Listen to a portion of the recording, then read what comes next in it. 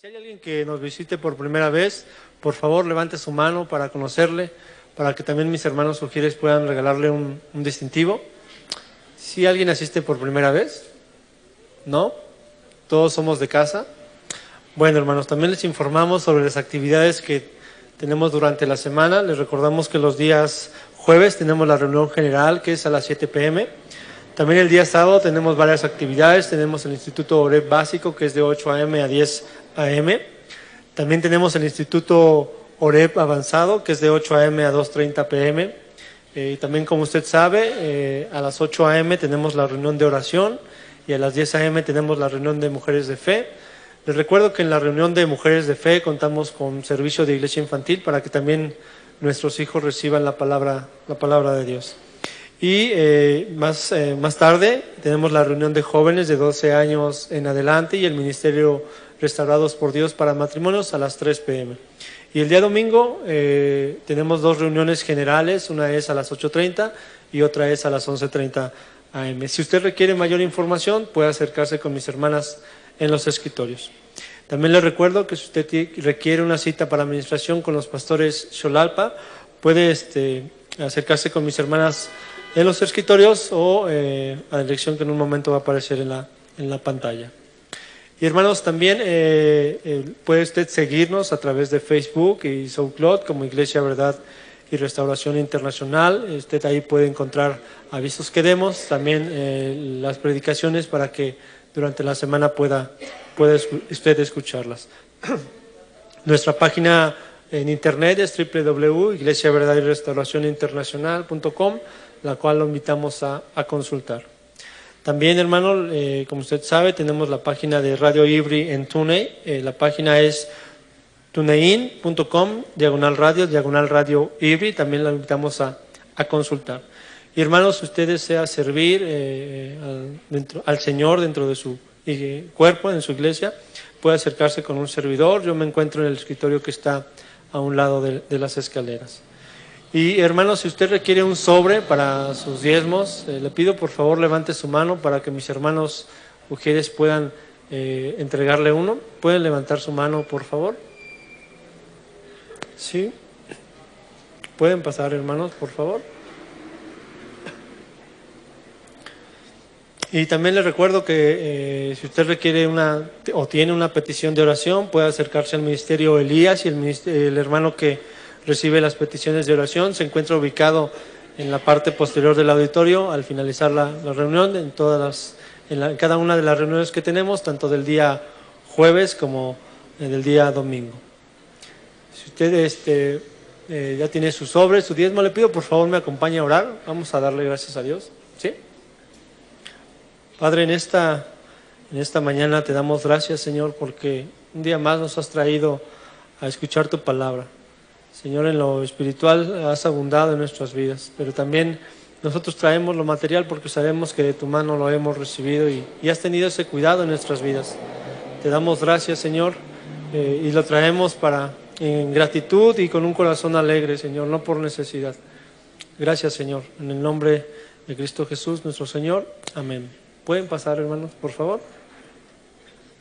Y hermanos, continuando con los avisos, les recuerdo que Iglesia Verdad y Restauración está ubicada en las siguientes locaciones. En Leyes de Reforma, como usted sabe, se reúne los días domingos a las 10 a.m. Tlanepantla también se reúne los días domingos, pero ellos a las 11:30 a.m. Tultitlán también se reúne los días domingos a las 11:30 a.m. Cuernavaca también se reúne los días domingos, pero ellos a las 10 a.m. También Apizaco se reúne los días domingos a las 10 a.m. y Acapulco se reúne los días domingos a las 10:30 a.m. El estudio bíblico que se está dando en Chimpalchingo, Guerrero, ellos se reúnen los días sábados a las 4 p.m. Y el otro estudio bíblico que es en Querétaro, ellos se reúnen los días domingos a las 11 a.m. Si usted desea mayor información sobre las diferentes actividades y horarios de alguna de estas congregaciones, también puede pasar con mis hermanas en los escritorios. Y hermanos, a toda la iglesia se le sigue solicitando la donación de pintura vinílica de color blanco. Si usted desea donar, acérquese con un servidor. Como usted sabe, me encuentro en el escritorio que está a un lado de las escaleras. También, hermanos, les solicitamos la donación de despensa para apoyo a hermanos que tienen necesidad. Si usted desea donar, también acérquese con las asistentes y ellas tienen la lista de los alimentos no perecederos que se solicitan.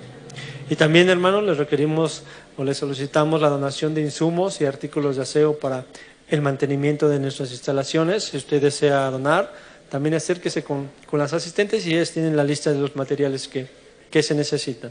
Les recuerdo que estas donaciones en especie y en efectivo pueden entregarlas directamente con mi hermana Gabriela Cruz.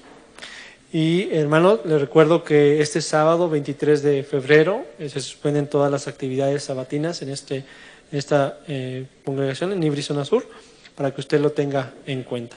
También, hermanos, les hacemos la invitación a nuestro primer desayuno evangelístico 2019 titulado El Evangelio para Salvación. El versículo base de este desayuno es 1 Timoteo 1:15 y se llevará a cabo el día 9 de marzo del 2019 a las 10 a.m. en estas instalaciones de Ibri Zona Sur. En esta ocasión Dios permitirá que les comparta el Evangelio. Les recuerdo que habrá servicio de iglesia infantil y le animo a que en esa encomienda que Dios nos ha dado pueda invitar a personas que no conocen de Dios, tanto personas adultas como también aquellos niños que también no lo han escuchado. Para este desayuno le solicitamos la colaboración de toda la iglesia con galletas, pan y café. Si requiere mayor información también puede acercarse con mis hermanas en los escritorios. Y hermano, también les informamos que el próximo sábado 16 de marzo llevaremos a cabo los bautizos en agua en esta congregación. Si requiere información también puede acercarse con mis hermanas en los escritorios. Y también, hermanos, es un gusto invitarlos al primer seminario de servidores 2019 titulado Señales de una Iglesia Viva, segunda parte. El versículo base de este seminario es Juan 17, versículo 24 al 26 y se llevará a cabo el día sábado 30 de marzo del 2019 a las 9 a.m. en estas instalaciones de Ibri Zona Sur. Como usted sabe, es indispensable que la asistencia de todos los servidores y también habrá servicio de iglesia infantil. Y hermanos, también el ministerio a una voz les invita a participar a la audición de alabanza que se llevará a cabo el día sábado 9 de marzo en estas instalaciones de Ibri Zona Sur. Si requiere información también puede acercarse con mis hermanas en los escritorios. Y como también se ha venido anunciando, el Ministerio de Restaurados por Dios les invita a nuestro segundo brunch del amor. Como usted sabe, es un evento para matrimonios y se llevará a cabo el día 20 de julio del 2019 en Miacatlán, Morelos, les invitamos a anticipar y registrar su lugar. Si requiere mayor información, también puede pasar con mis hermanas en los escritorios. Y hermanos, también les informamos que ya apartamos la fecha para nuestro campamento de jóvenes y se llevará a cabo el día 6 y 7 de diciembre del 2019. También le animamos a registrar y apartar el lugar de sus jóvenes. Y hermanos, ante las circunstancias que vivimos actualmente del contagio y del brote de enfermedades respiratorias, les pedimos por favor atiendan las siguientes indicaciones para el cuidado y la salud de todos. Si usted viene enfermo, no salude de beso ni de mano, use cubrebocas. Si su condición es crítica, es mejor que se quede en casa para recuperarse y evitar contagios. También le pedimos que traiga una botella de agua para usted, para sus hijos, y permita que le apliquen gel al entrar y siga las indicaciones de mis hermanos ujieres. También, hermanos, si usted trae bolsas o mochilas, les pedimos por favor las pongan debajo de los asientos para en caso de una contingencia y sea necesario evacuar, no dificultemos el paso. Y por último, hermanos, si usted trae su celular, le pido por favor lo saque, lo revise. Si no lo va a ocupar, apáguelo.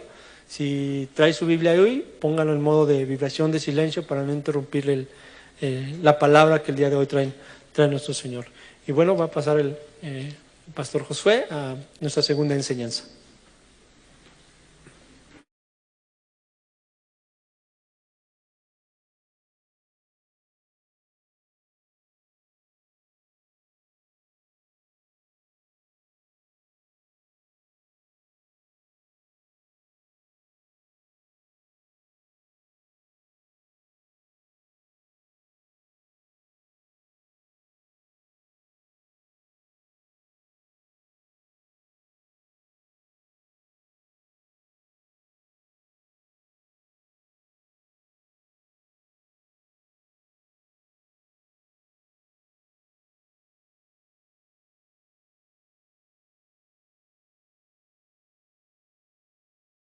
difícil este tema, teológicamente es muy complicado poderlo enseñar.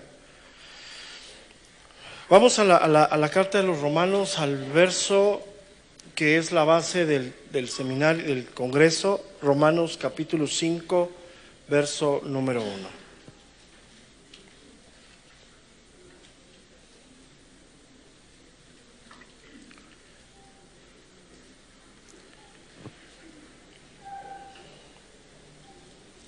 Romanos 5:1.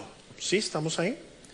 Dice, justificados pues por la fe, tenemos paz para con Dios por medio de nuestro Señor Jesucristo.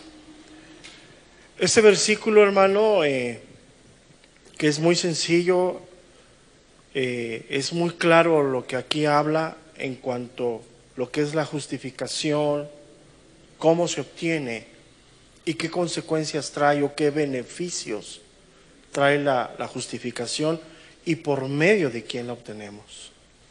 Dice que toda persona justificada debe ser por la fe y esa justificación nos trae la paz con Dios. Y esa paz con Dios solamente se obtiene por medio de la obra redentora de Cristo.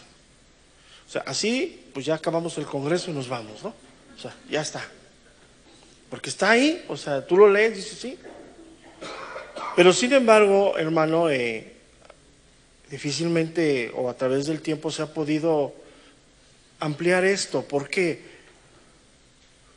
Porque en la salvación, hermano, no entramos nosotros. O sea, yo lo digo de broma y lo menciono con mucha broma, pero es una realidad. Después de habernos convertido, prácticamente no hay un cambio en nosotros. Seguimos en una tendencia al pecado, seguimos físicamente o exteriormente igual. Solamente conforme vamos avanzando en el caminar con Cristo, nos vamos dando cuenta de eso. Entonces es algo muy grande que ha sucedido, pero que desafortunadamente o afortunadamente no está a los ojos naturales. Y eso ha traído todas estas complicaciones que hoy vemos, ¿no? Voy a tratar de ser lo más claro en esto porque sí es un poquito complicado, pero vamos a hacerlo así. La primera pregunta, ¿qué es la justificación entonces? Podemos decir que la justificación puede ser de dos maneras. Es algo que Dios hace y es algo que el pecador recibe, así claramente. O sea, es algo que Dios hace y es algo que el pecador recibe. En ambos casos, o sea, lo que Dios hace y lo que el pecador recibe, incluye el perdón de los pecados. Y incluye la entrada, o más bien, o se recibe el favor de Dios, y como consecuencia se tiene la vida eterna. Entonces, ¿qué es la justificación? El perdón de los pecados, se recibe el favor de Dios y se le da la entrada o el derecho a la vida eterna. Eso así como que lo podríamos compactar, ¿no? Como les mencioné al principio de la introducción, es muy importante que entendamos la condición espiritual del hombre, es muy importante. O sea, el hombre está bajo condenación. Está la ira de Dios hacia los hombres, que está contenida en este momento por su gracia y misericordia, sí. Pero eso está estable, o sea, no ha cambiado, no cambiará y seguirá igual. Entonces, entendiendo que el hombre necesita una salvación respecto a qué, respecto a la condenación, ¿sí? Entra en este contexto lo que es la justificación. Entonces, vamos a ver en los dos caminos primeramente lo que la definición que les di. Es algo que Dios hace y es algo que el pecador recibe. Entonces la justificación es algo que Dios hace. Vamos a Romanos 8:33. Es muy importante esto. Romanos 8:33. Dice el apóstol Pablo, es una pregunta retórica, ¿no? ¿Quién acusará a los escogidos de Dios? Dios, y si quisiera que subrayaras esa parte, Dios es el que, ¿qué, hermano? Justifica. Entonces, lo que aquí entendemos es que la justificación es algo que tiene lugar fuera de nosotros. O sea, no tenemos nada que ver nosotros en cuanto a la justificación. Nada que ver. Es un regalo de parte de Dios. ¿Sí? Ahora, los propósitos salvíficos de Dios, o sea, lo que Dios creó en cuanto a la salvación, y aquí ya empezamos con problemas, y lo voy a citar conforme a lo que la Biblia nos enseña, fueron concebidos antes de la existencia del mundo. Ups. O sea, ¿cómo? ¿Sí? O sea, los propósitos salvíficos de Dios fueron concebidos antes de la existencia del mundo. Por lo cual entonces, pues no tenemos nada que ver. O sea, antes de que existiera el mundo, ¿dónde estábamos? Por eso no tenemos nada que ver. ¿Sí me explico? O sea, cuando se desconoce esto, se lleva muchas cosas como si pudiéramos obtener la justificación, la salvación nosotros. O sea, eso fue antes, o sea, antes de la existencia del mundo. Pero sin embargo, la justificación es un acto que se efectúa una sola vez para siempre, completo, pum. Una persona es justificada en un solo acto en el momento. No es algo, estamos hablando de la justificación, ya son términos teológicos. La justificación no es algo progresivo, sino es algo que viene en un acto de parte de Dios. O sea, yo no estoy en el proceso de ser salvo. ¿Sí me explico? O sea, no existe eso de que casi es cristiano. No es o no es. Esas son las cosas que nos empiezan a chocar con nuestra manera de pensar. ¿Sí? Entonces, en el momento que el pecador es justificado, queda unido a Cristo en ese instante. Eso es algo que, por eso, en cuanto a la salvación, en cuanto a Dios, estamos seguros en Cristo. En cuanto a Dios. Más adelante voy a enseñar por qué es la permanencia para que esta justificación siga vigente. Juan capítulo 5, verso número 24. Argumentando o aclarando que el pecador justificado queda unido a Cristo para siempre. Juan 5, 24.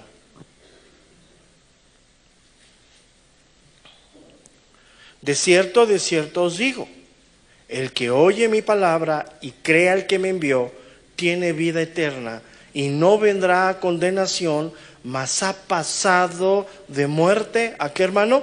A vida. ¿Está claro? Entonces, la justificación no es algo progresivo, es un acto que viene de parte de Dios, contundente. ¿Sí? Y esa justificación que hace a la persona justificada, lo primero que hace es unirla a Cristo. Ha pasado de muerte, ¿a qué, hermano? A vida. Pero aunque la justificación, como dije hace un momento, fue planeada en lo eterno, no es algo que está concebido en lo eterno como algo ya, sino tiene una realidad en el acto que alguien se arrepiente. O sea, aunque tú y yo somos, a ver, vamos a tratar de poner a funcionar un poquito. Aunque tú y yo somos elegidos eternamente, ¿sí? ¿Cuándo se cumple esa elección? En el momento de nuestra conversión de la fe. Eso tiene un tiempo y un lugar específico. ¿Sí me explico? Entonces, así la salvación fue concebida en algo eterno, la justificación, pero tiene un acto en el momento que se efectúa. ¿Sí? O sea, aunque fue planeado en la eternidad, se lleva a cabo en el momento que la persona cree. Por eso es importante que entendamos, allá afuera hay mucha gente que vive hoy en la impiedad, que vive a espaldas de Dios, pero que está destinada a la vida eterna. Y en el momento eterno, en el momento perfecto, que escuche el mensaje de salvación, se va a convertir. Pero nosotros no intervenimos. O sea, yo no tengo que decirle, mira, tienes que hacer 3 pasos, 4 pasos, o ya casi. No. se va a convertir, no sé cuándo, no sé quién. O sea, ya ves cómo hoy todas esas doctrinas humanas de cristianos de cuna, de familia, de abolengo, no existe. Bueno, lo voy a decir, de pedigrí, no existe. Es una buena palabra, aunque muchas, que se cultiven, que se hagan cultos para que entiendan eso. ¿Sí me entiendes? Mira, vamos a Juan 3:36. Eso es algo muy fuerte. O sea, siempre la Biblia maneja dos cosas, creer y no creer. Juan 3:36. Dice, el que cree en el Hijo tiene la vida, ¿qué hermano? Pero el que ha rehusado creer en el Hijo no verá la vida, sino que la, ¿qué hermano? ¿Está qué dice ahí? ¿Sí entiendes la condición del hombre? O sea, en el momento cuando... Entonces, la justificación es un acto eterno que fue concebida en la eternidad de Dios, por el cual el hombre no puede intervenir, pero que se lleva a cabo en el momento que alguien cree. Y esa persona, cuando cree, pues es unida a Cristo. Entonces, cuando una persona ha sido justificada, podemos decir que esa persona ha recibido la gracia de Dios. ¿Por qué? Porque ha sido perdonada. Dios es el único que perdona. ¿Cuántos dicen amén por eso? La iglesia no perdona, la doctrina no perdona, tu comportamiento no perdona. El único que perdona bíblicamente es Dios. ¿Sí? Porque otras de las cosas pues ya nos vamos por otro camino. Entonces, vamos a ver entonces ahora, la justificación es algo que los pecadores reciben, que incluye para el pecador el pleno perdón, el favor de Dios y la vida eterna. O sea, en ese momento que recibe la justificación, quiere decir que ha sido perdonado, ha sido injertado en Cristo y tiene la vida eterna, tiene la vida de Dios. Juan 3:16.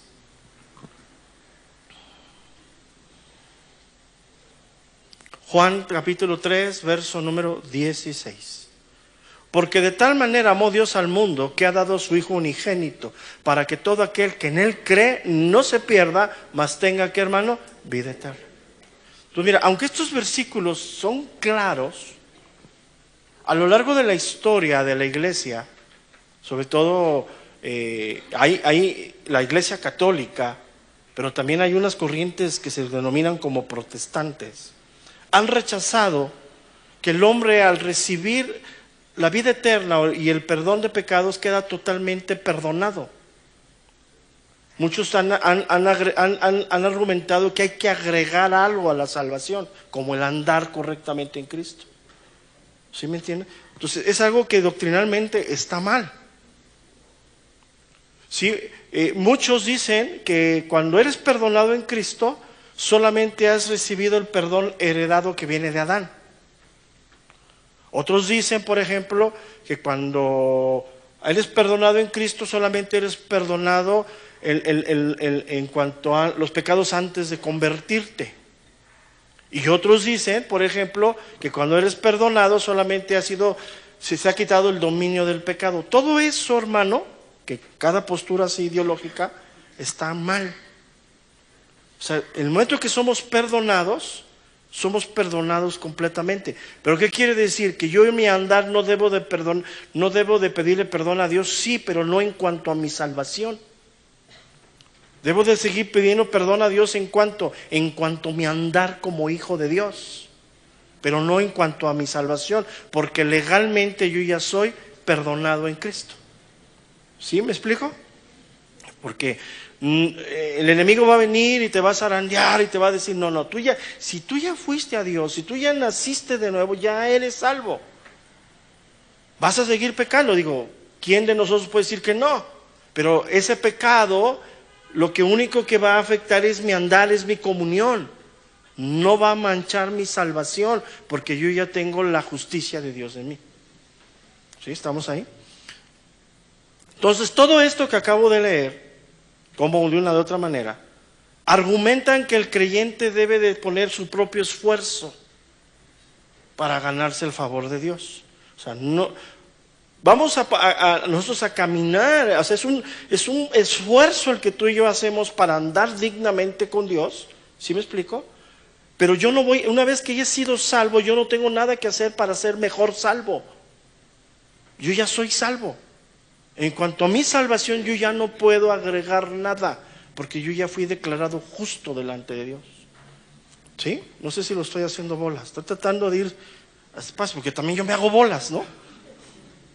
Sí, porque muchas doctrinas te llevan a eso, a que tengas cuidado por ejemplo, el texto fabuloso es: cuida tu salvación con temor y con temblor.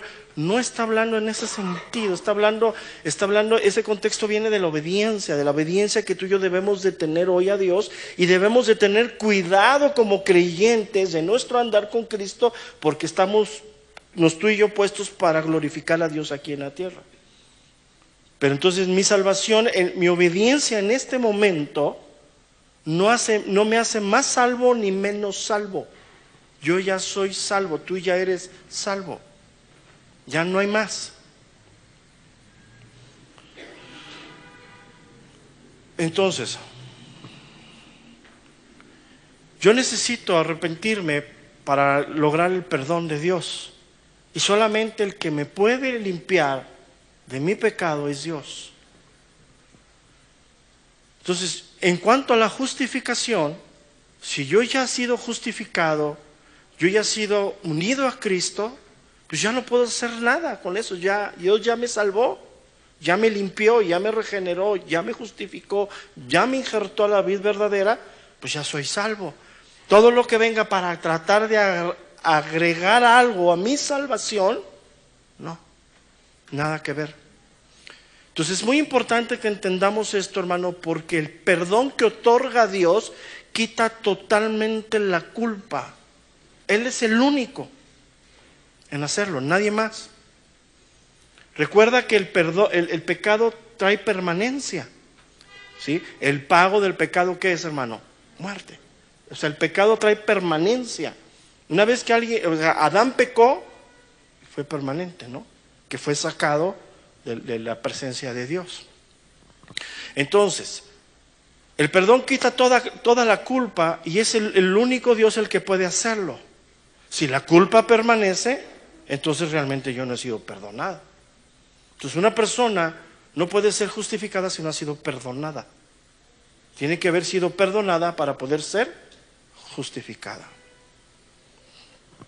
Entonces, Dios viene de una manera soberana, nos perdona, y en el momento que Él nos perdona, nos acepta como hijos. Eso se le conoce bíblicamente como la gracia de Dios.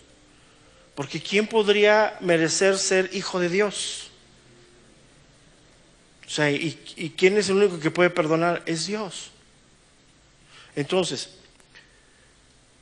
cuando nosotros somos perdonados, se nos imputa la justicia de Cristo, lo que Él hizo en la cruz. Por eso somos justificados. ¿Sí? Vamos a Romanos 4:6, por favor.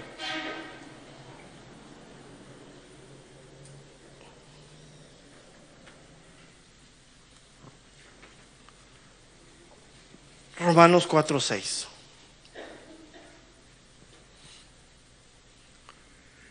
Dice: como también David habla de las bienaventuranzas del hombre a quien Dios atribuye justicia sin obras.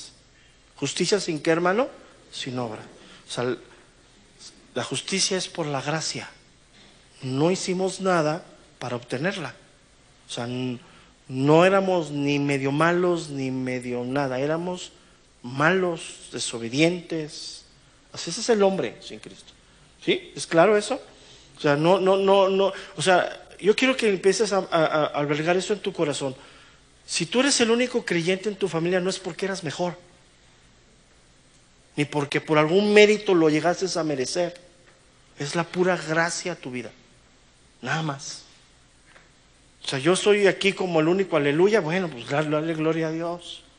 Pero no es que algo de haber visto Dios en mí. Pues no vio nada. Tuvo misericordia en tu vida.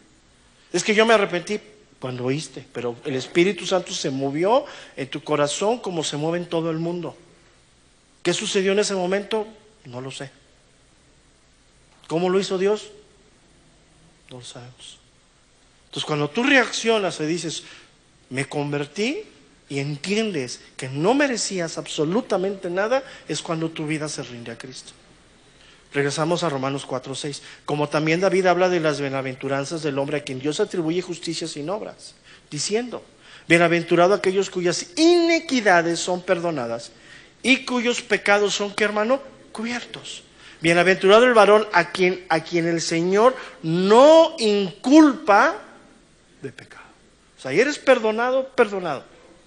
Tienes que ser perdonado para ser justificado. Si no has sido perdonado, no vas a ser justificado jamás.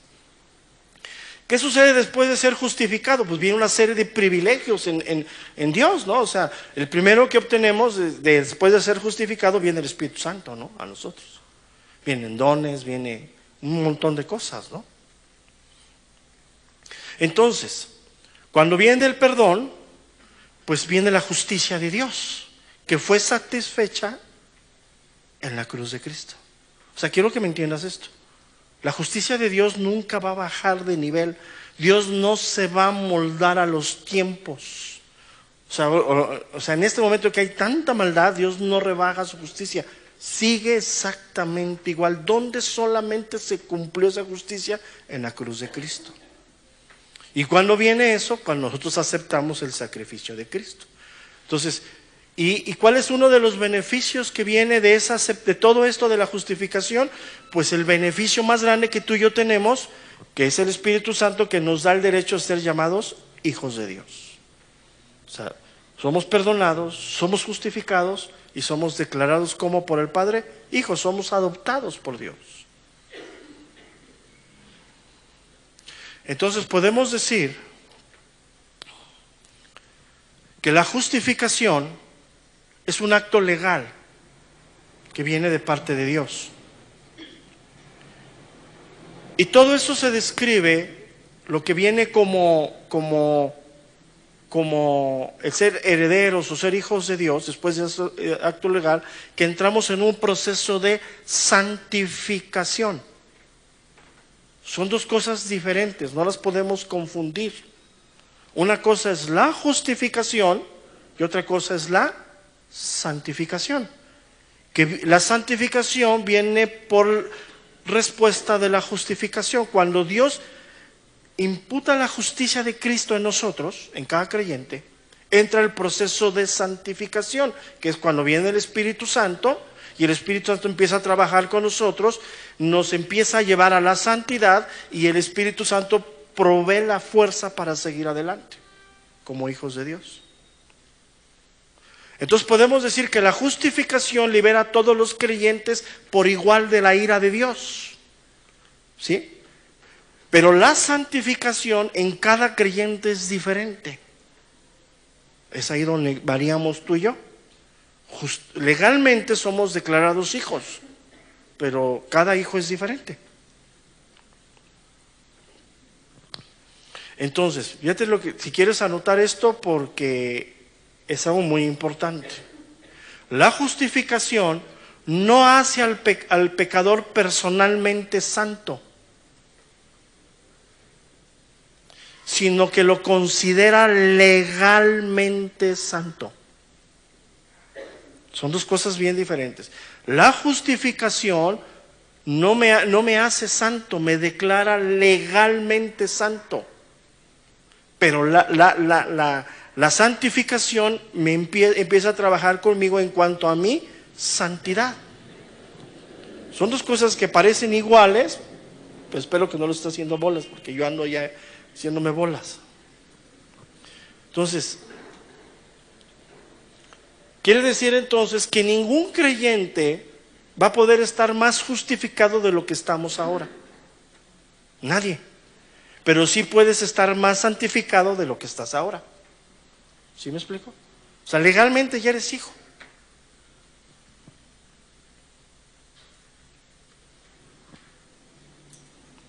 Entonces, hasta aquí vamos claros, ¿no? Trato de ser lo más tranquilo para que podamos, porque es muy importante entender esto, qué es el acto de justificación y qué es el acto de santificación en mi vida.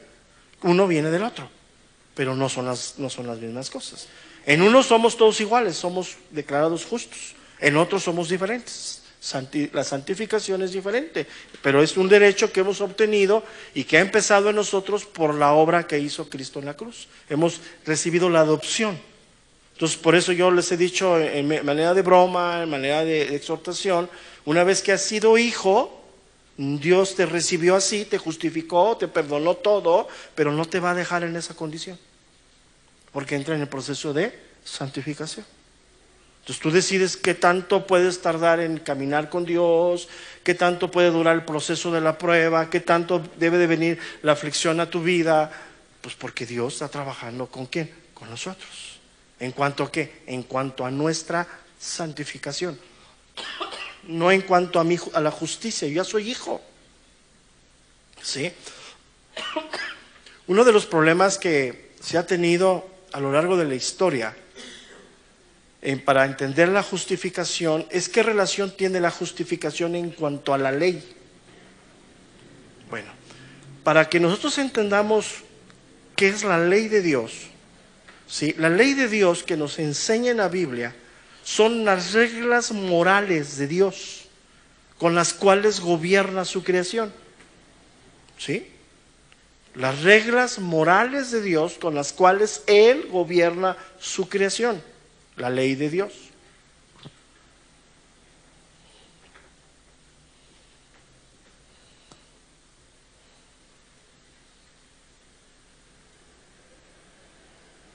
Entonces es muy importante que entendamos esto, hermano, porque la ley moral de Dios, que la dio a conocer a través del tiempo, no cambia, no varía, sigue exactamente hoy igual.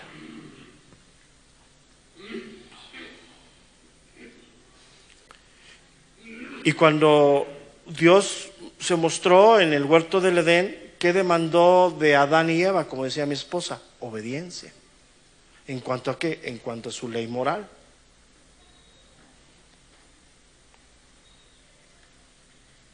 Entonces, por eso nosotros no pudimos cumplir la ley, sino el que cumplió la ley por nosotros en la cruz, ¿quién fue? Cristo. Ningún hombre puede cumplir la ley. ¿Por qué? Porque la ley moral de Dios requiere la obediencia perfecta. Nadie, ningún hombre puede hacerlo. ¿Quién es el único que fue obediente hasta la muerte? Cristo. ¿Sí me entiendes? O sea, entonces, la verdad, o sea, la ley de Dios, o sea, requiere una obediencia perfecta. Por eso ningún hombre puede ser justificado por sí mismo. Y quiero decirte, hermano, que la justicia de Dios es totalmente, no es flexible, vaya. Es así. La ley moral de Dios es así, la justicia de Dios es así. Él dice no, es no, no hay negociación con Dios. Eso lo tenemos que entender.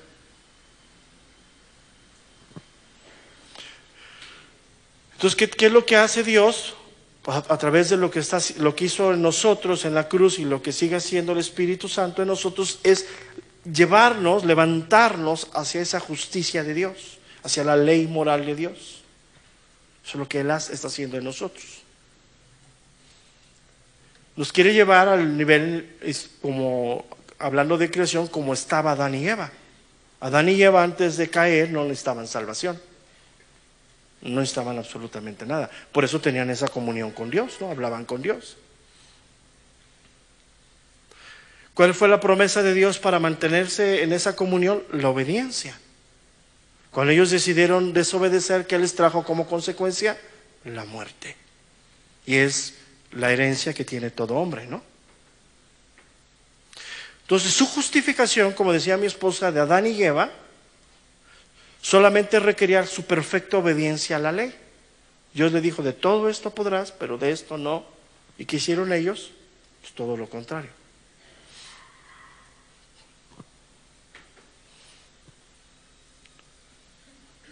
Entonces, Adán, ¿qué tenía que hacer Adán? Obedecer a Dios. ¿sí? Obedecer a Dios perfectamente, ¿sí? Cuando él peca, pues hay una total desobediencia, ¿no? Vamos a Romanos 5:12, vamos a leer ahí, Romanos 5:12.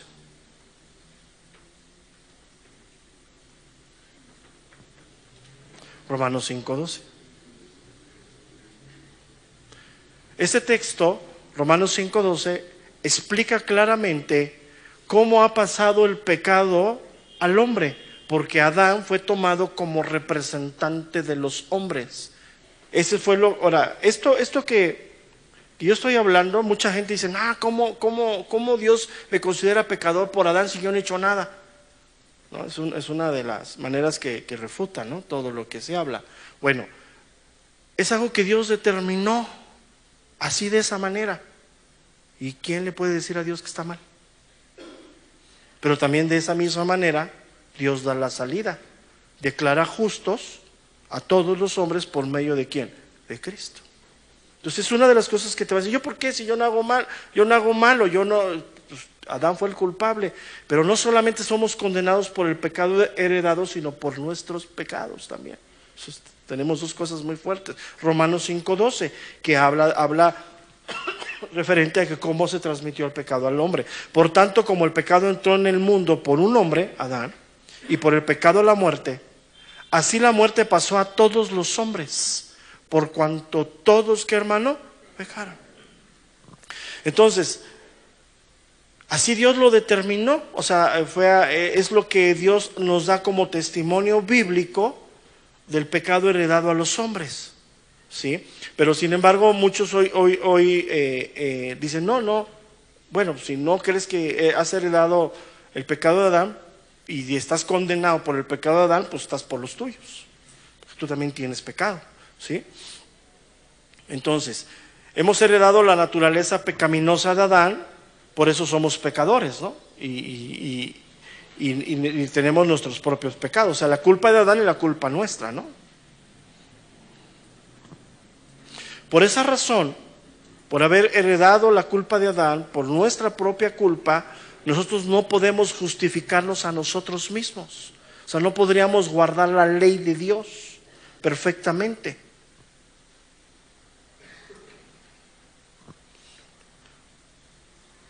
Entonces, por esa razón, hermano, todos los hombres son incapaces de alcanzar su justificación por sí mismos. Nadie puede hacerlo. Absolutamente nadie.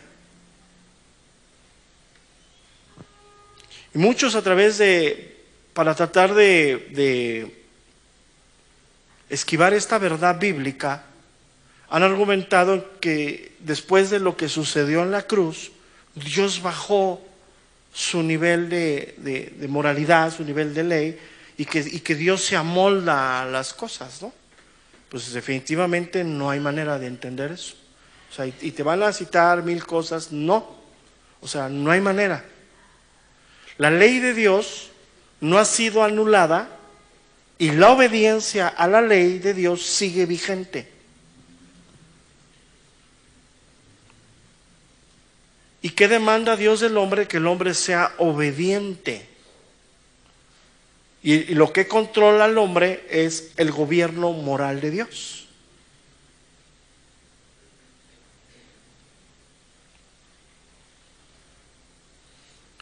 Entonces, Romanos 5:13. Romanos 5:13. Dice, pues antes de la ley había pecado en el mundo, pero donde no hay ley no se inculpa de pecado. Por eso Dios dio la ley. Entonces, es muy importante que entendamos esto, hermano, porque el hombre necesita ser gobernado, fue creado así, a través de leyes. Lo peor que puede existir es que el hombre quede a su libre albedrío, que es algo que Dios hace en su momento con un pecador. O sea, ya un pecador, cuando Dios lo deja a su propia manera de pensar, es lo peor que le puede pasar a una persona. Entonces,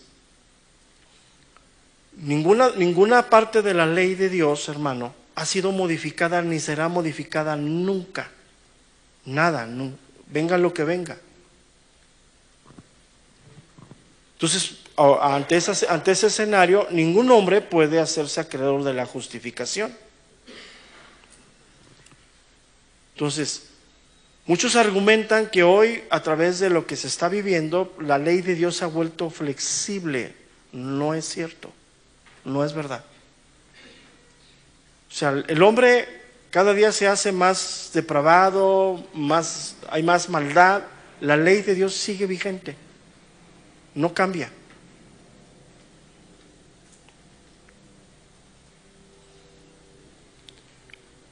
Aunque muchos, como lo decía hace un momento, han llegado a pensar que el sufrimiento y la muerte de Cristo modificó su sentir de Dios en cuanto al pecado y cuanto a sus demandas de ley moral. No. O sea, Cristo vino a morir, sufrió todo el oprobio, todo lo que sufrió, no modifica a Dios. Dios no razona como nosotros.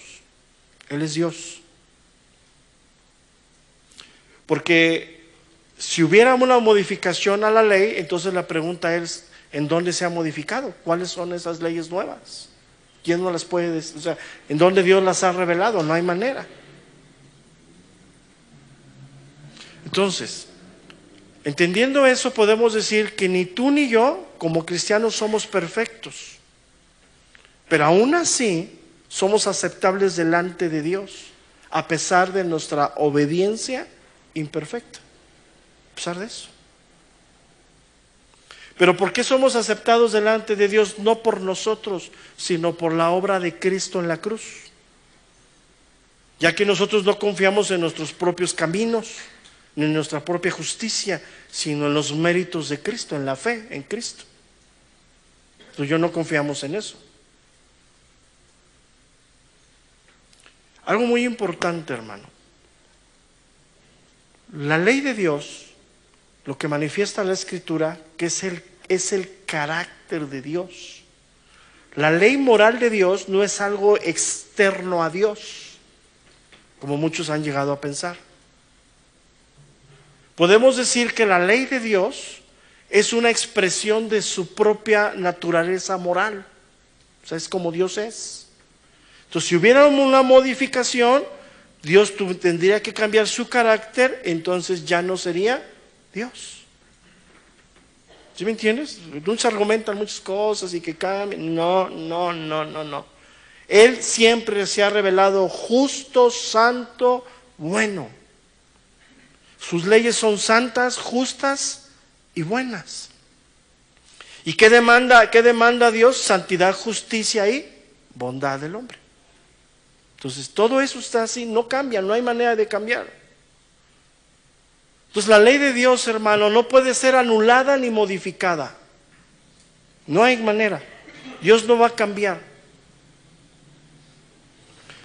Por eso Cristo cumplió con toda la ley. El Padre quedó satisfecho en la cruz con el sacrificio de Cristo. Es algo que también nosotros tenemos que entender.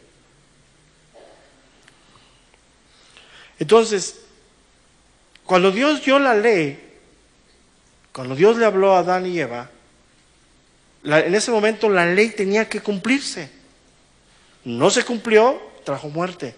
Bueno, hoy sigue vigente, la ley de Dios se debe de cumplir. Entonces, en el momento de ser justificados, nosotros cumplimos la ley a través de Cristo, no por nosotros. Entonces, ¿entiendes la gravedad de que alguien no se convierta a Cristo y no sea justificado? No está cumpliendo la ley de Dios y está condenado a la ira de Dios. Entonces podemos decir, escúchame bien lo que te voy a decir, la santidad de Dios, la justicia de Dios y la bondad de Dios deben de satisfacerse antes de que cualquier persona sea justificada. La gente debe de arrepentirse y creer en el sacrificio de Cristo para que sea justificada. La ley debe de cumplirse. ¿Cuándo sucede eso? Pues cuando recibimos el Evangelio. El Evangelio es la única manera que un pecador puede ser justificado. No hay otro camino, hermano. ¿Cómo sucede eso? ¿Cuáles son el orden? No lo sé. No hay manera. ¿Qué sucede? Y no lo sé. Entonces es muy importante esto, hermano. La ley debe de cumplirse. Entonces podemos decir que la justificación y la vida y muerte de Cristo están totalmente ligadas. Es una tras otra.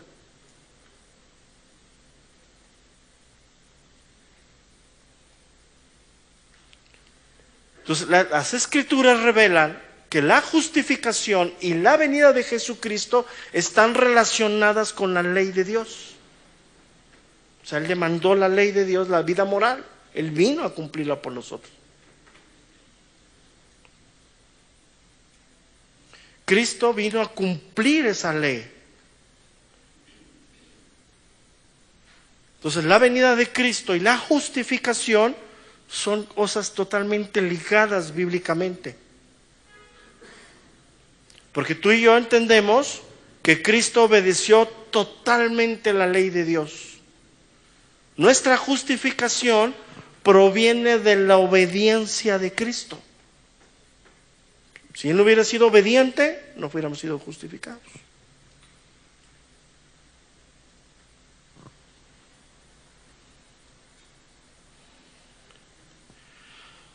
Híjole, y aquí me voy a meter en problemas.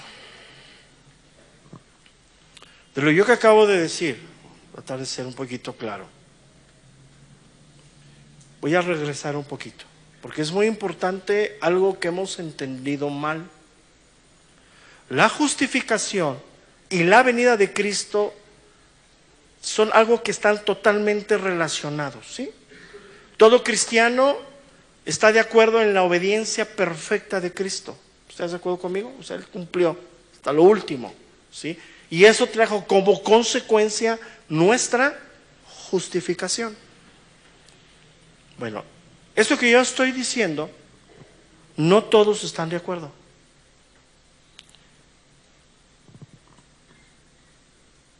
Y algunos han argumentado que la obediencia de Cristo es porque ama a los pecadores. Que la obediencia de Cristo es porque ama a los pecadores. Otros han argumentado, sí, que Dios mostró su gracia a los pecadores en el momento de ser expiados por el amor de Dios. Pues quiero decirte, hermano, que aunque lo hemos oído al cansancio esto, las dos cosas no están correctas.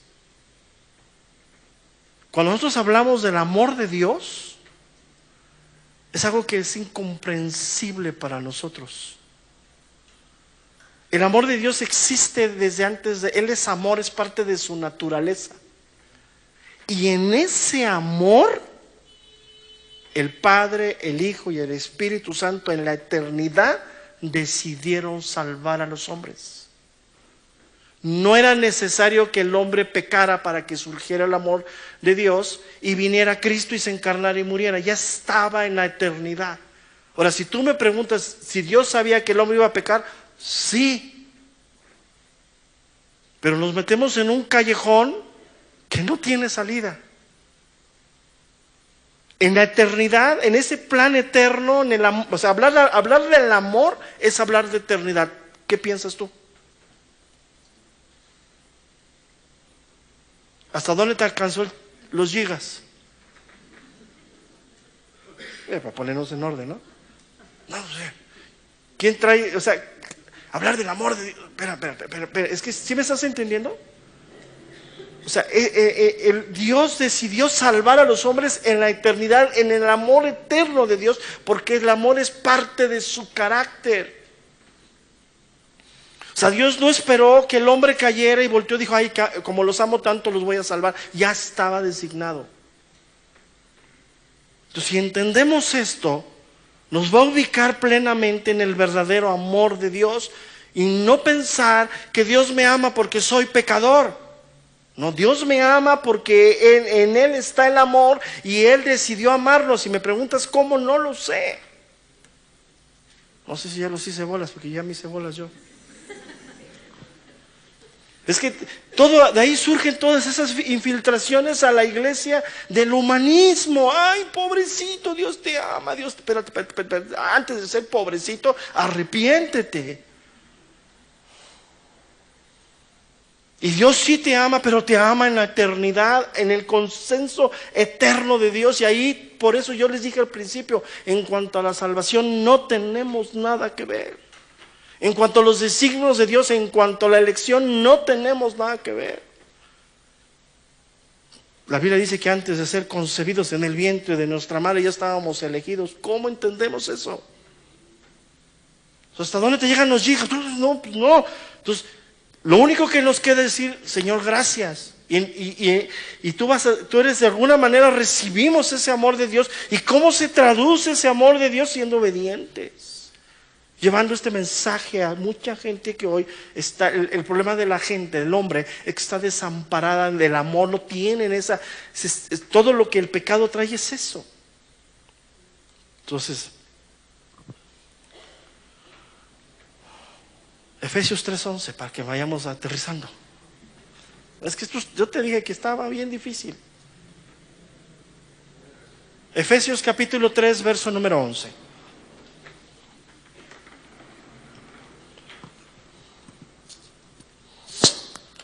No abrí ninguna lata.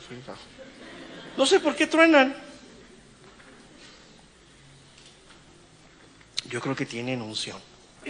3:11 dice, conforme al propósito eterno que hizo en Cristo Jesús, nuestro Señor. Escucha, ve lo que dice aquí. Conforme al propósito eterno que hizo, ¿en quién? ¿Quién es Cristo Jesús? ¿Por qué no dice el Hijo? Está hablando de aquel que vino, se encarnó y murió en la cruz por ti y por mí. Ya, me voló los fusibles. Ahí está. Y lo lees, pero como nos inclinamos al humanismo, sí, Dios ama su creación. Pero entonces Dios no ama al pecador, nos amó al hombre antes de la fundación del mundo, en su consenso del amor eterno. Ahí en esa eternidad, Dios llevó el plan perfecto para salvación. Cuando llegó el cumplimiento de los tiempos, Dios se encarnó. Pero eso de que Dios ama al pecador y aborrece el pecado, puro humanismo. Humanismo metido. Entonces, escucha bien lo que te voy a decir. La obediencia de Cristo a la ley de Dios no era la causa del amor de Dios a los pecadores. O sea, Cristo no vino a cumplir la perfecta ley de Dios porque nos amaba a ti y a mí en ese camino, sino en la eternidad de Dios estaba planeado este sacrificio perfecto. Podemos decir entonces que el amor eterno de Dios, lo que formó el propósito de enviar a Cristo como el Salvador. Ya cambió todo. Lo voy a repetir. El amor eterno de Dios fue lo que formó el propósito de enviar a Cristo como Salvador. O sea, cuando Adán y Eva pecaron, el padre no volteó con el hijo, te toca, vas a tener que bajar. ¿Sí me explico? Eso es lo que nos han hecho creer. Por eso la iglesia se siente como digna y merecedora de la gracia de Dios. Sí, de alguna manera, porque somos creación de Dios. Pero yo te vuelvo a decir estas palabras aquí en tu cabeza, como las mías hacen así. El amor eterno de Dios, ¿dónde me cabe eso? ¿Sabes a dónde lo bajo? A mi amor filial, a mi amor como hombre. Y así concibo la salvación. El amor como hombre es aquel que siempre está dispuesto a dar cuando recibe. Y cuando volteó a la cruz, no, si necesitabas morir por mí. Cálmate, ¿no? Pues ¿quién? No es manera. ¿Por qué? Porque la misma naturaleza que Dios habla de Él en la Biblia demuestra que Dios es amor.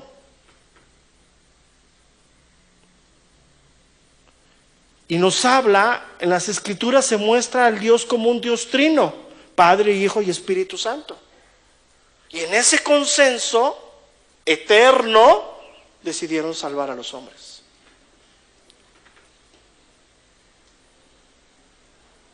La Biblia nos enseña, porque vemos en cuanto a la salvación, vemos cómo el Dios trino tiene una parte hacia la salvación del hombre, ¿no? O sea, el Padre enviando al Hijo y el Hijo enviándonos ¿a quién? Al Espíritu Santo, obrando todos en cuanto a la salvación del hombre. Y la Biblia nos enseña que la salvación revela a este Dios trino, ¿no? Entonces, fíjate lo que te voy a decir. ¿Qué nos enseña la Biblia en cuanto al carácter de Dios y en cuanto a la salvación? Que Dios en el mismo momento puede experimentar amor e ira. Entonces ahí como que también ya nos ponchamos, ¿no? O tú estás enojado, yo estoy enojado, o estamos contentos. Porque somos imperfectos. El único ser perfecto, ¿quién es? Dios.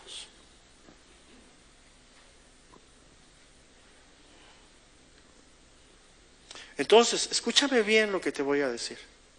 La justificación de los pecadores se satisface en el amor de Dios. Los pecadores son salvos por Cristo y satisface la ira santa de Dios. O sea, en Cristo está la ira y está el amor de Dios. Porque solamente el pecado es expiado por la muerte de Cristo.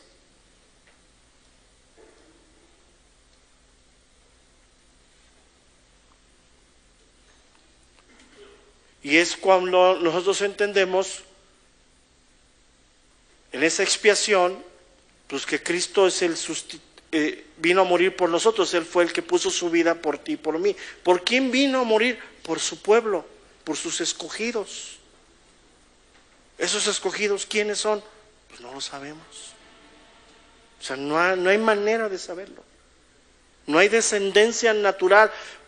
Pablo en Romanos da una cátedra tremenda en cuanto a la salvación, si es por la circuncisión, si es por la ley, si es de judíos y gentiles. O sea, tenemos que ir a esas partes de la Biblia, ¿no?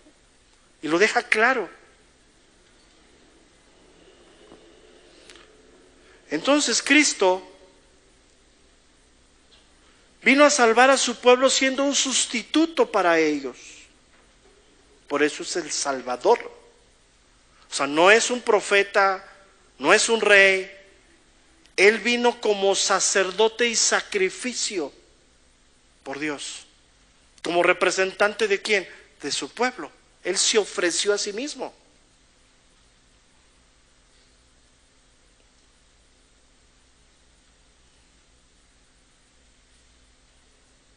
Romanos 5:19. Se me está calentando la cabeza. Te dije, ¿está esto? Romanos 5:19. ¿Estás conmigo ahí?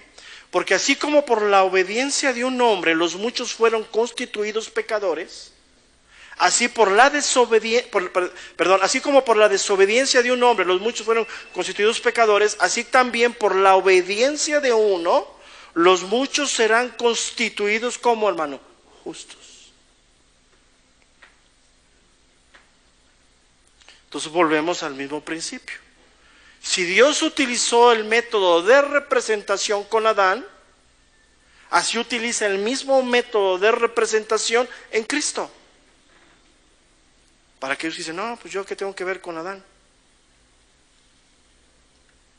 Entonces, en ese plan eterno fue cuando se concretó todo. Ahí en la eternidad, la salvación. O sea, quiero que me entiendas. Yo no estoy diciendo que Dios no ame al pecador. Somos pecadores y nos amó. De tal manera amó Dios al mundo. Pero no es el camino donde nos han querido meter.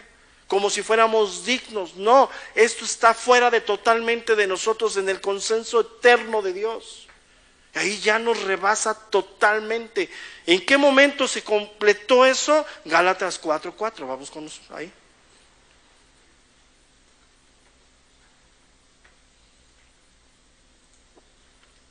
Gálatas capítulo 4, verso número 4.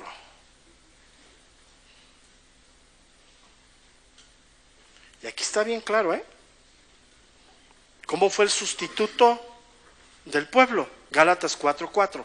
Pero cuando vino el cumplimiento del tiempo, Dios envió a su Hijo, nacido de mujer, nacido bajo ¿qué, hermano? Bajo la ley. ¿Cristo debía de cumplir la ley? Sí. Pero aquí hubo una combinación en él, sí, una combinación de la naturaleza divina y la naturaleza del hombre. Él fue sin pecado. Entonces, Jesucristo tenía la misma naturaleza humana de su pueblo y tenía que guardar la misma ley de Dios. Por eso es considerado Cristo un sustituto del pueblo de Dios. Ahora, el pueblo de Dios no se está refiriendo a los judíos, ni a los hebreos. Se refiere a la eternidad, a los que son elegidos, los que son llamados. Volvemos al mismo canal. ¿Quiénes son? No lo sabemos. ¿Cómo es la manera? No existe. Es en la eternidad de Dios.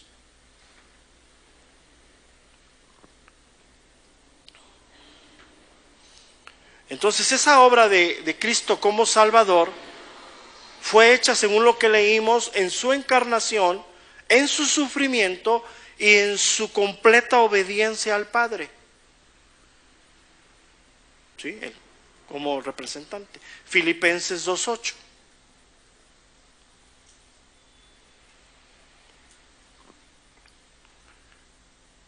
Filipenses 2:8. Y estando en la condición de hombre, se humilló a sí mismo, haciéndose obediente hasta la muerte y muerte de cruz.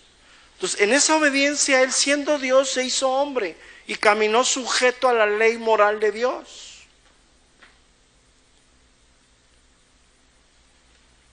Entonces podemos decir que en Cristo estaban las dos naturalezas, la divina y la humana, unidas en un hombre perfecto. Por eso él pudo ser el sacrificio.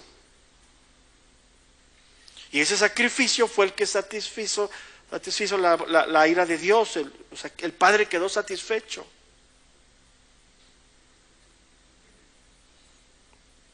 Entonces la encarnación de Cristo hizo posible toda la excelencia de su obra como mediador. Fue perfecta.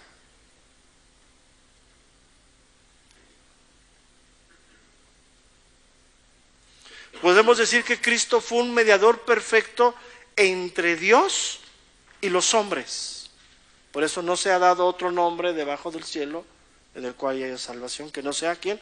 Cristo. En un solo mediador, ¿quién es? Cristo. ¿Qué atribuyeron entonces a las causas de la muerte de Cristo? Primeramente, la voluntad de Dios, la voluntad del Hijo, el amor eterno, y le sumamos la maldad de la gente. Por eso vemos cómo lo escarnecieron. Se juntaron todas esas cosas. Y obviamente, pues detrás de la maldad de la gente está la obra de Satanás, impulsando todo eso.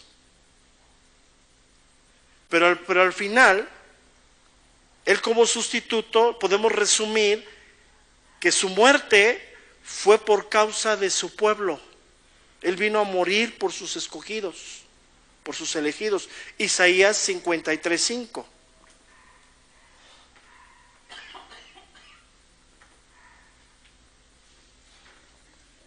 Isaías 53, verso número 5. ¿Estamos ahí? Mas el herido fue por nuestras rebeliones, molido por nuestros pecados, el castigo de nuestra paz fue sobre él, y por su llaga fuimos nosotros curados. Entonces, este versículo encierra a los escogidos de Dios, a los elegidos de Dios. Él vino a morir. ¿Quiénes son? No lo sabemos, hermano. No hay manera. Pero ¿qué nos demuestra esto, hermano? Que la ley de Dios requería el castigo del pecado y la justicia de la obediencia de Dios, de la obediencia de Cristo. Y en Él, solamente en Él, se juntaron las dos cosas. Fueron totalmente cumplidas. pero no a favor suyo, sino a favor de su pueblo. Ese es el mensaje, hermano. Entonces podemos decir que lo que Cristo hizo en la cruz satisfizo completamente la ley de Dios, totalmente.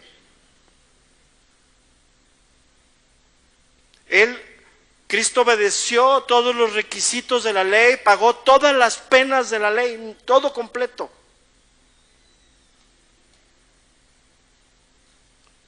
Por eso ya la ley ya no tiene dominio sobre nosotros, por eso no somos justificados en Cristo.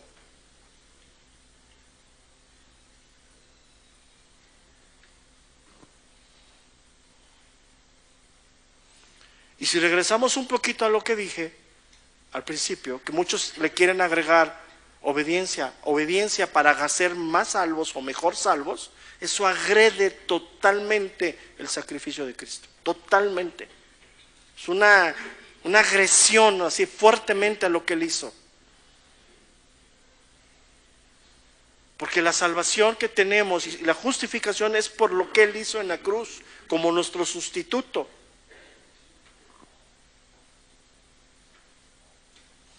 Por eso la Escritura nos enseña que después de lo que Él hizo en la obra salvadora en la cruz, toda potestad tiene hoy en el cielo y en la tierra. Él es Señor del cielo y Señor de la tierra. Entonces, en cuanto a la salvación, entendiendo todo esto, no podemos agregarle nada a nuestra salvación. No confundamos con nuestra santificación, eso no es el tema de esta mañana. Son cosas diferentes, que están mezcladas, sí, nadie puede ser santificado si no ha sido justificado. Es obvio. Te parece trabalenguas, ¿a poco no? Pero ahí vamos despacito. Entonces, podemos decir que la justificación de los pecadores es posible, según lo que enseñan las Escrituras, porque Cristo ha satisfecho la ley y la justicia de Dios. Ahí en esa cruz se cumplió todo. ¿Qué hizo Cristo en la cruz? Cancelar el castigo hacia nosotros, sin dejar pasar absolutamente nada de la justicia de Dios. Nada, se cumplió perfectamente.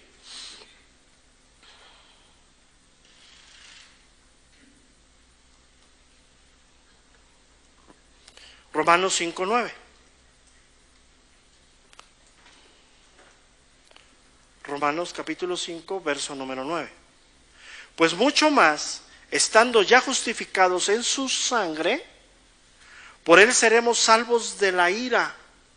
Porque si siendo enemigos fuimos reconciliados con Dios por la muerte de su Hijo, mucho más, estando reconciliados, seremos salvos por su vida.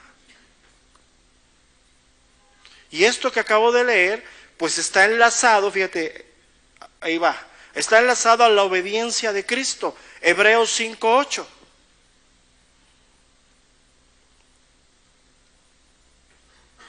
Hebreos 5:8. Y aunque era hijo, por lo que padeció, aprendió, dice, la obediencia a su justicia. Isaías 45:24, ve conmigo ahí.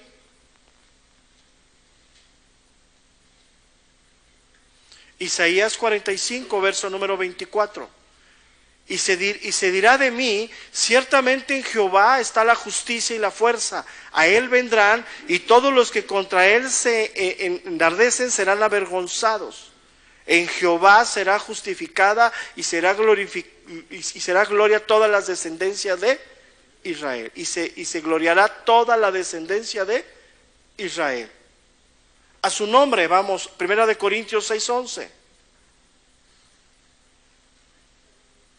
A su nombre, 1 Corintios 6:11. Y esto eras algunos, mas ya habéis sido lavados, ya habéis sido santificados, ya habéis sido justificados en el nombre del Señor Jesús y por el Espíritu de nuestro Dios. y a su conocimiento. Juan 17:3. Juan 17:3. Y esta es la vida eterna, que te conozcan a ti, el único Dios verdadero, y a Jesucristo a quien has enviado. Yo te he glorificado en la tierra, he acabado la obra que me diste que hiciere. Entonces el pueblo de Dios, hermano, depende absolutamente de la obra de Cristo para que sea aceptado ante el Padre.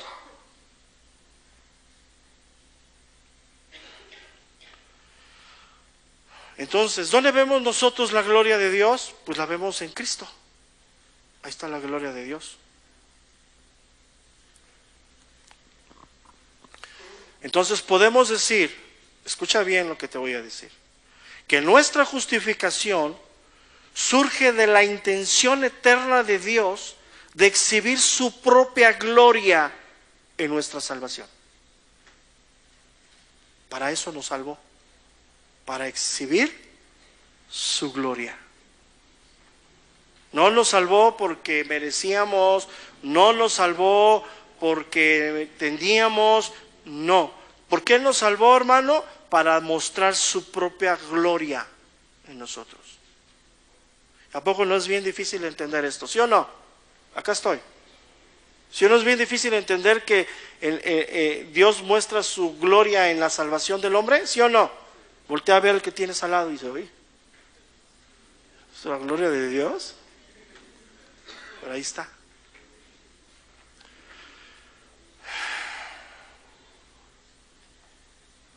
Entonces, para terminar esta primera enseñanza, lo único que nos queda a ti y a mí es tener la certeza que en la voluntad de Dios eterna estaba concebido la salvación, eternamente, que fue satisfecha, honrada plenamente a favor nuestro en la cruz de Cristo.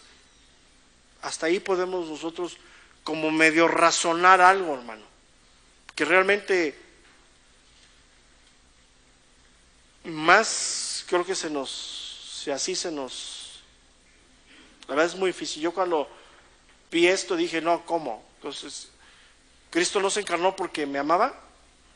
Sí, pero fue más allá de la cosa eterna.